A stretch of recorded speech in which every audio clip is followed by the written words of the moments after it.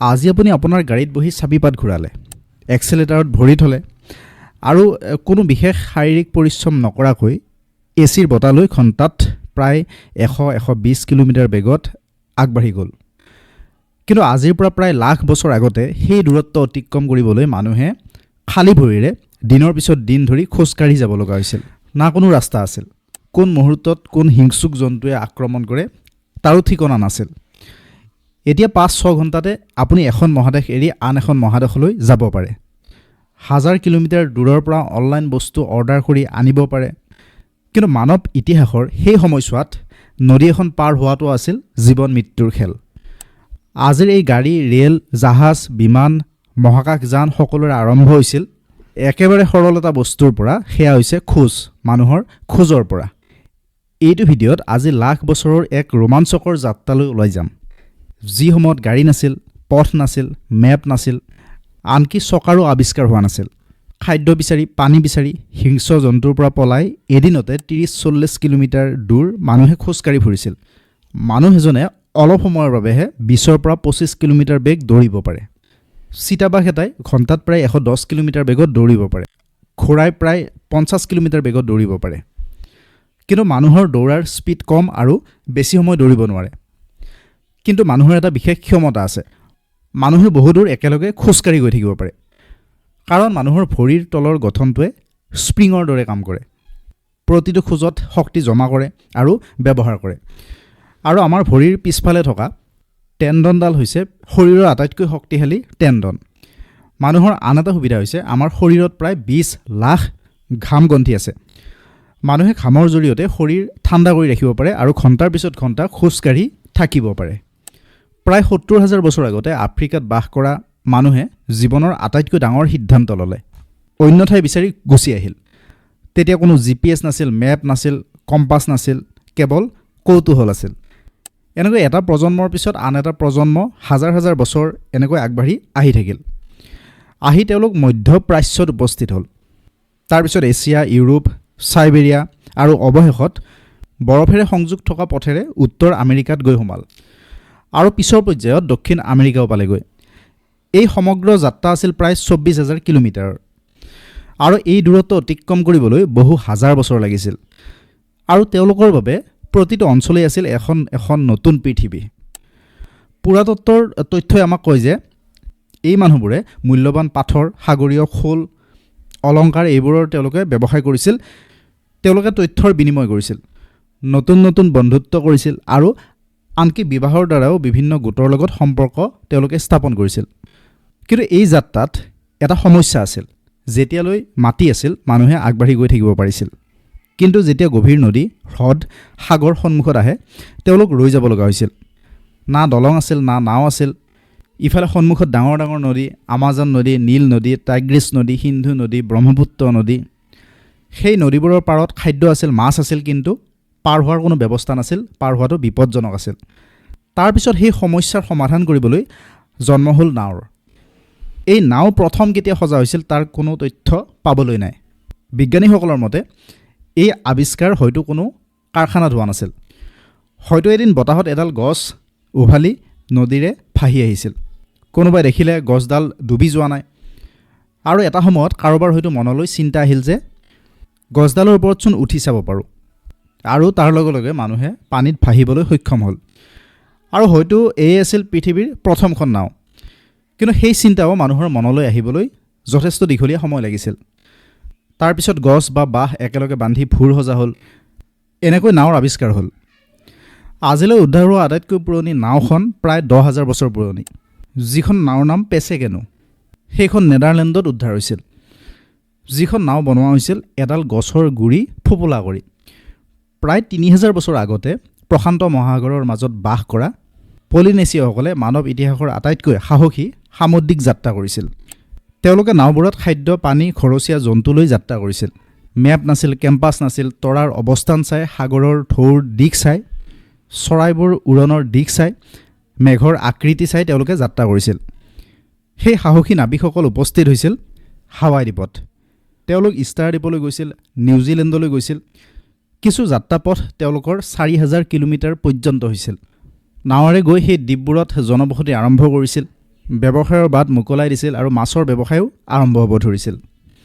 কিন্তু এতিয়াও সমস্যা এটা আছিল যে নাৱেৰে পানীত যাত্ৰা কৰে, কিন্তু মাটিত 200 কেজি ওজনৰ বস্তু এটা বা জন্তু এটা চিকাৰ কৰি যদি ঘৰলৈ নিব লাগে তেনেহ'লে সেই জন্তু লৈ যোৱাত তেওঁলোকৰ সমস্যা হৈছিল ওজনে তেওঁলোকৰ খোজৰ গতি কমাই দিছিল। প্ৰথমতে সেই গধুৰ বস্তু তেওঁলোকে টানি লৈ গৈছিল, চিকাৰ কৰা বস্তুটো ছালৰ ওপৰত থৈ টানি লৈ গৈছিল, বৰফেৰে থকা অঞ্চলত থকা স্লেজ গাড়ীৰ নিচিনা। আৰু সময়ৰ লগে লগে নতুন নতুন কৌশল উদ্ভাৱন কৰিছিল তেওঁলোকে। দুডাল দীঘল কাঠ আগফালে একেলগে বান্ধি পিছফালে ফাঁক ৰাখি মাজত বস্তু থ'ব পৰা কৰিছিল। আৰু এই সঁজুলিক বোলা হৈছিল ট্ৰেভইচ। ফলত চোচৰাই গ'লেও সম্পূৰ্ণ ওজন মানুহৰ গাত নপৰিছিল। উত্তৰ আমেৰিকাৰ বহুতো আদিবাসীয়ে ইউৰোপীয়সকল তালৈ নোযোৱালৈ এই পদ্ধতিকে ব্যৱহাৰ কৰি আছিল। প্ৰায় 15,000 বছৰ আগতে মানুহে বনৰীয়া কুকুৰক খৰচীয়া কৰিছিল, আৰু সেই কুকুৰ অকল চিকাৰৰ কামতে নহয়, বস্তু কঢ়িওৱাৰ কামতো ব্যৱহাৰ কৰিছিল। 6-8টা কুকুৰ একেলগে থাকিলে এটা পৰিয়াল এটা শিবিৰৰ বস্তু এঠাইৰ পৰা আন ঠাইলৈ লৈ যোৱাটো সম্ভৱ হৈছিল। ইয়াৰ পিছত আহিল ঘোঁৰা। প্ৰায় 5,500 বছৰ আগতে বৰ্তমানৰ কাজাকিস্তানৰ বটাই সংস্কৃতিৰ মানুহে প্ৰথমবাৰৰ বাবে ঘোঁৰাক পুহিবলৈ লৈছিল। তাত পুৰাতত্ত্ববিদসকলে ঘোঁৰাৰ দাঁতত লাগামৰ চিন পাইছে আৰু মাটিৰ পাত্ৰত ঘোঁৰাৰ গাখীৰৰ অৱশিষ্টও পোৱা গৈছিল। ইয়াৰ পিছত ঘোঁৰাই পৃথিৱীখন অকণমান সলনি কৰি পেলালে। মানুহে ঘণ্টাত আগবাঢ়িব পাৰে গড়ে 5-6 কিলোমিটাৰ, ঘোঁৰাই পাৰে 30-40 কিলোমিটাৰ। অৰ্থাৎ আগতে যিখন ঠাইলৈ যাবলৈ 5 দিন সময় লাগিছিল, এতিয়া এদিনতে সেইখন ঠাইলৈ যোৱাটো সম্ভৱপৰ হ'ল। ইখন ঠাইৰ পৰা সিখন ঠাইলৈ খবৰ বাতৰি পঠিওৱা আৰু ব্যৱসায়টো যথেষ্ট পৰিমাণৰ সুবিধা হ'ল তেতিয়া। কিন্তু ঘোঁৰা যিহেতু সকলো ঠাইতে অনুপযুক্ত আছিল, মৰুভূমি অঞ্চলত উটৰ ব্যৱহাৰ কৰিবলৈ লৈছিল। লামায়ো পাহাৰীয়া পথত বস্তু কঢ়িয়াইছিল, ৰেইনডিয়াৰে বৰফৰ ওপৰত স্লেজ টানিছিল, আৰু গৰম আৰু শুকান অঞ্চলত গাধও ব্যৱহাৰ কৰা হৈছিল। এনেকৈ সময় আগবাঢ়িল, দূৰৰ অঞ্চলবোৰৰ মাজত ধাতু, অলংকাৰ, মূল্যৱান শিল আদান প্ৰদান হোৱাৰ আৰম্ভ হ'ল। ইফালে লাহে লাহে নগৰবোৰ গঢ়ি উঠিল। তেতিয়াও ডাঙৰ সমস্যা এটা আছিল যে যদি একেলগে বহু টন বস্তু নিব লাগে তেনেহ'লে সেইটো সম্ভৱপৰ হৈ উঠা নাছিল। ইফালে নগৰবোৰ গঢ়িবলৈ দূৰৰ অঞ্চলৰ পৰা শিল আনিব লগা হৈছিল, আৰু এই অভাৱৰ বাবেই আৱিষ্কাৰ হ'ব চকা। মানুহে এই চকা বনোৱাটো শিকিছিল নাও বনোৱাৰ বহু হাজাৰ বছৰ পিছত। কিন্তু চকাৰ আৱিষ্কাৰ ইমান দেৰিকৈ কিয়? চকা দেখিবলৈ সহজ, কিন্তু তাৰ বনোৱাৰ পদ্ধতিটো কঠিন কাম আছিল। নিখুঁত গোলাকাৰ হ'ব লাগিব, মাজত এটা ফুটা থাকিব লাগিব, ইফালে ফুটাৰ সমান জোখেৰে এক্সেল বহিব লাগিব, আৰু সেই এক্সেল অলপমান বেকা হ'লে চকা নুঘূৰে। ইফালে বেছি টান হ'লে ঘঁহনি খায়, ঢিলা হ'লে চকা খহি পৰে। অৰ্থাৎ চকা আৱিষ্কাৰৰ বাবে অকল বুদ্ধিয়েই নহয়, উচ্চমানৰ কাঠ মিস্ত্ৰীৰ দক্ষতাও প্ৰয়োজন দৰকাৰ হৈছিল। এই চকাৰ প্ৰথম আৱিষ্কাৰ বাহনৰ বাবে হোৱা নাছিল, মাটিৰ পাত্ৰ বনাবলৈ ব্যৱহাৰ হৈছিল। মাটিৰ পাত্ৰ বনোৱা সেই চকৰিটো কোনোবাই থিয় কৰি ৰাখি ভাবিলে যে ই যদি ঘূৰি থাকিব পাৰে, তাৰ ওপৰতো বোজাও কঢ়িয়াব পৰা যাব, আৰু সেই চিন্তাই ইতিহাস সলনি কৰি পেলালে। প্ৰথমতে ডাঙৰ ডাঙৰ কাঠৰ চকা ব্যৱহাৰ কৰা হ'ল, আৰু খ্ৰীষ্টপূৰ্বৰ প্ৰায় 10,000 বছৰৰ সময়ছোৱাত এটা যুগান্তকাৰী আৱিষ্কাৰ হ'ল, সেয়া হ'ল স্প'ক হুইলছ। ইয়াত মাজভাগটো ফোপোলা কৰা হয় আৰু কাঠৰ স্প'কেৰে সংযুক্ত হৈছিল, আৰু সেই চকাৰ ওজন আগতকৈ কম হৈছিল আৰু শক্তিশালী আৰু দ্ৰুত হৈ পৰিছিল। তাৰ লগে লগে জন্ম হ'ল ৰথৰ। এতিয়া যোদ্ধাই ঘোঁৰা, চকাৰ সুবিধা, ৰথ তিনিওটা অস্ত্ৰ লাভ কৰিলে। ৰথ যুদ্ধৰ মুঠ অস্ত্ৰ হিচাপে ব্যৱহাৰ কৰিবলৈ ল'লে। ইফালে চকা থাকিলেই নহয়, চলিবলৈ ভাল পথ লাগিব, সেয়ে পথ নিৰ্মাণ আৰম্ভ হ'ল। প্ৰাচীন মেছ'পটেমিয়াৰ অঞ্চলত নগৰত খ্ৰীষ্টপূৰ্বৰ প্ৰায় 4,000 চনত পকী পথৰ নিদৰ্শন পোৱা যায়। তাৰপিছত পাৰস্য সাম্ৰাজ্যৰ ৰয়েল ৰোড নিৰ্মাণ কৰিলে, প্ৰায় 27,000 কিলোমিটাৰ দূৰত্বৰ। ইফালে ৰোমানসকল পথ নিৰ্মাণ কাৰ্যত দক্ষ আছিল। তেওঁলোকে প্ৰায় 4 লাখ কিলোমিটাৰ পথ নিৰ্মাণ কৰিছিল, আৰু তাৰ ভিতৰত 80,000 কিলোমিটাৰ পকী পথ আছিল। আচৰিতভাৱে সেই পথৰ বহু অংশ তেওঁলোকে আজিও ব্যৱহাৰ কৰে। তেওঁলোকে পথ সাজোঁতে প্ৰথম ডাঙৰ শিল দিছিল, তাৰ ওপৰত সৰু শিল দিছিল, তাৰ ওপৰত বালি, শেষত সমানে পাথৰৰ এটা স্তৰ দিছিল, আৰু মাজভাগ অকণমান ডাঙৰ কৰি দিছিল, ওখ কৰি দিছিল, যাতে বৰষুণৰ পানী বাগৰি যায়। ইফালে চীনৰ পৰা ৰেচম, ভাৰতৰ মছলা, আৰবৰ সুগন্ধি, মধ্য এছিয়াৰ ঘোঁৰা, ইউৰোপৰ ধাতু আদান প্ৰদান কৰাৰ বাবে এটা দীঘলীয়া পথ ব্যৱহাৰ কৰা হৈছিল, সেইটো আছিল চিল্ক ৰোড। ফলত ধৰ্ম, বিজ্ঞান, সংস্কৃতি, ভাষাৰো সেই পথেৰে আদান প্ৰদান কৰা হৈছিল। কাগজ, গান পাউডাৰ, কম্পাছো সেই বাটেৰেই বিশ্বৰ বিভিন্ন অঞ্চল পাইছিলগৈ, বিভিন্ন দেশ পাইছিলগৈ। এতিয়াও কিন্তু ঘোঁৰা, ৰথ, মানুহৰ গতি সীমিত আছিল। তাৰ প্ৰায় ৫,০০০ বছৰ পিছত এটা নতুন যন্ত্ৰই পৃথিৱী সম্পূৰ্ণৰূপে সলনি কৰি পেলালে। সেয়া আছিল ষ্ট্ৰীম ইঞ্জিন। ১৮ শতিকাত কি হৈছিল, ইংলেণ্ডত কয়লাৰ খনিবোৰ লাহে লাহে বাঢ়ি গৈছিল। কিন্তু সেই খনিবোৰ খান্দি গৈ থাকোঁতে মাটিৰ যিমানে তললৈ যোৱা যায় সেই খনিবোৰ পানীৰে ডুবি পৰে আৰু সেই পানী বাহিৰ কৰিব নোৱাৰে। তাৰ সমাধান কৰিবলৈ বিজ্ঞানীসকলে, অভিযন্তাসকলে বাষ্প শক্তি ব্যৱহাৰ কৰাৰ এটা উপায় উলিয়ালে আৰু জেমছ ৱাটে সেই ব্যৱস্থাটোকে উন্নত কৰি ষ্ট্ৰীম ইঞ্জিন নিৰ্মাণ কৰিলে। তাৰপিছত উদ্যোগ, পৰিবহণ, অৰ্থনীতিত এক সাংঘাতিক পৰিৱৰ্তন আহিল। ৰেল ইঞ্জিন নিৰ্মাণ হ'ল, ৰেলপথ নিৰ্মাণ হ'ল ১৮২৫ চনত প্ৰথম ইংলেণ্ডত, ১৮৫৩ চনত ভাৰতলৈ আহিল সেই যাত্ৰীবাহী ৰেল ইঞ্জিন।